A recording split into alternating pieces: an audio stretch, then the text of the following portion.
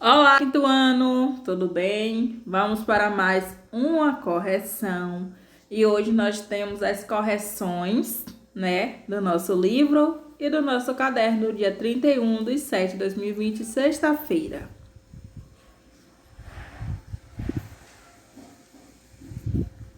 Vamos para o livro de História, da página 161. Falando sobre aí o governo geral e pegando um pouco das capitanias hereditárias. Qual era a principal diferença entre o sistema de capitanias hereditárias e o governo geral? Então, nós vimos que, como as capitanias não deram certo, eles optaram pelo governo geral, e a diferença era que, nas capitanias hereditárias, as decisões ficavam sob responsabilidade de cada donatário, ou seja, a administração. Já no governo geral, as decisões passavam a ser centralizadas em um governador geral, que era o responsável, tá? Letra B.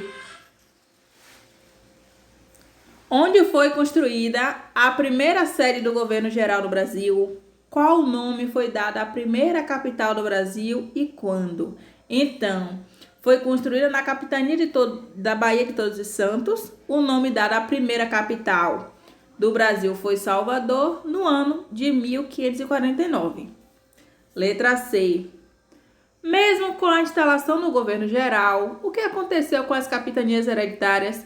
Nós sabemos que por algum tempo ainda existiram as capitanias hereditárias para estimular a ocupação do território, ou seja, mesmo com a centralização única, ainda acontecia o sistema de capitanias hereditárias para ocupação, povoamento do território. Segundo, relacione os governadores gerais à duração de seus governos. Mendes Sá, que foi o último, de 1558 a 1572. Tomé de Souza, que foi o primeiro, de 1549 a 1553. E Duarte da Costa, que foi o segundo, de 1553 a 1555. Vamos agora para o nosso caderno. Por coincidência, a nossa primeira questão é parecida com a do livro, tá? Então, qual a diferença entre o sistema de capitania hereditária e governo geral? Nós já falamos que a diferença principal era o modo de administrar. Enquanto as capitanias hereditárias, a administração era por parte de cada um dos donatários, no governo geral existia uma administração única que ficava responsável por o governo geral. Segundo, quais eram os objetivos específicos dos governadores gerais? Então, tinha como objetivo principal enfrentar as invasões estrangeiras.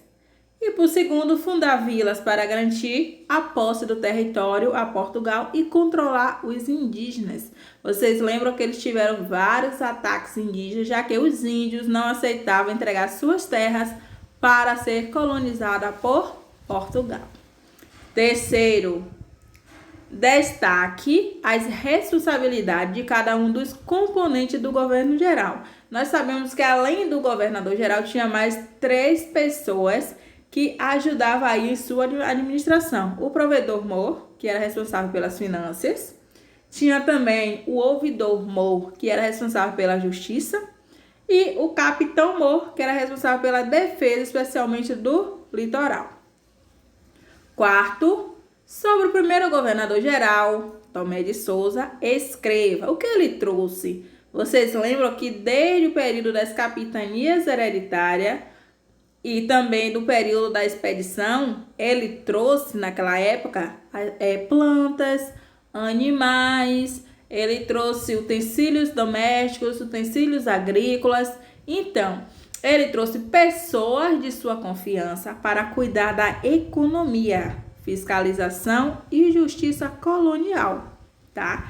Qual era a função dos padres e dos militares? Os padres tinham a missão de catequizar os índios para, por meio da doutrina cristã, outorgar o poder de Portugal, ou seja, por meio da doutrina cristã, queria convencer os índios, não é isso? Através da religião. Letra C, conceitue absolutismo. O que é absolutismo? O que é uma coisa absoluta? Então, era a crença de que apenas uma pessoa deveria ter todos os poderes do governo, tá?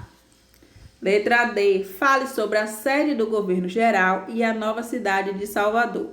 Então, a sede foi erguida na capitania da Baía de Todos os Santos, Salvador, que foi a primeira capital do Brasil.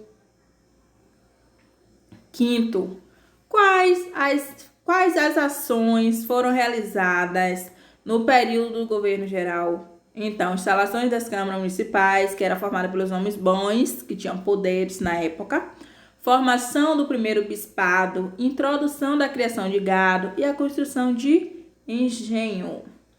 Sexto, como os governos gerais se seguiram e expandiram ações para atingir os objetivos dessa forma de governo. Então, eles intensificaram a defesa, exploraram terras, enfrentaram conflitos indígenas, invasores, jesuítas que se opunham à escravidão indígena, além de conflitos com os colonos, tá?